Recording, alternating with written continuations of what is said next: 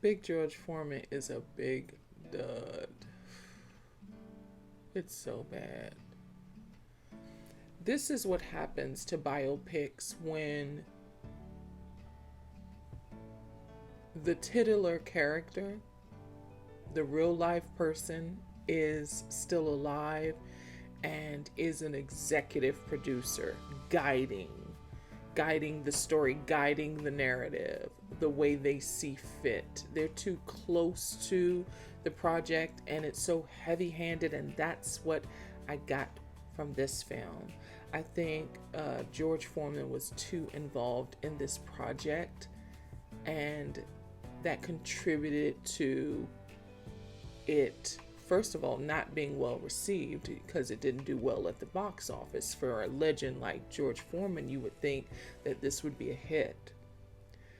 And it's just not good. So George Foreman was just too hands-on.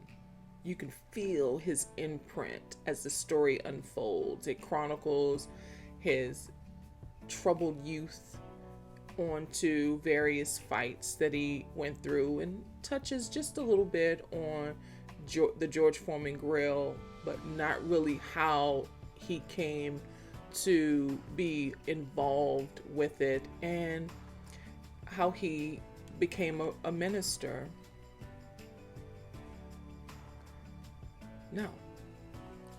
The story is a heavy-handed catalog of Foreman's highlights.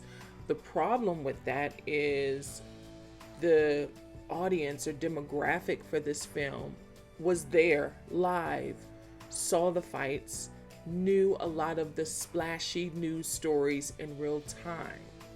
So this story felt archaic in that way. Sans Bryant Gumbel, this film felt like a weaker version of HBO Sports, which is a docu-style backstage access pass for fans to see what the conditioning and workout regimen and backstory is for the boxers right before a big fight. The problem, though, again, is it's redundant. The people who are going to see this film, either in theaters or when it's streaming, already know that. It's going to be middle-aged boxing fans already familiar with Foreman's legacy. So in that way, it's very rhetorical and curated. Too, it's over curated, and even the score, the music was so drowning. It drowns the mood, it drowns the tone. It's so heavy-handed.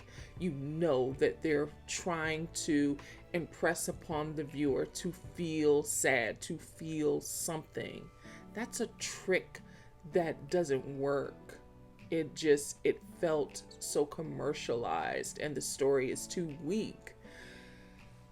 I personally would have preferred a biopic that concentrated on the build up to either the Ali fight, the Sonny Liston fight, or his walk with God. But stuffing them all in this particular film, in this one film, felt so serialized. Like this could have been a mini series, really made for TV, movie in a way. It just felt too serialized because they tried to put so much of his life, his larger than life in this 2-hour film.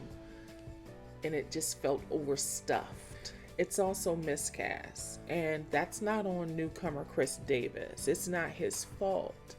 He delivered the performance they asked for. This would have been better suited for someone with a little more power, more commanding, that would be able to hush the noise and deliver the performance that we deserved. A veteran actor who's more vocal, who could have quieted the noise and guided this performance in the direction that would have better served George Foreman's legacy than what this is. And George Tillman Jr., he co-wrote this film. I like him as a storyteller. I like him as a filmmaker. This is not a good film.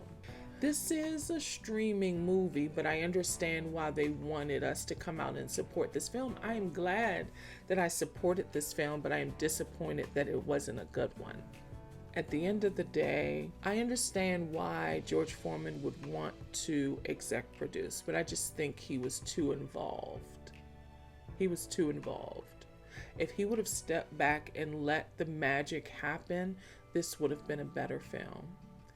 At any rate, Big George Foreman is in theaters now.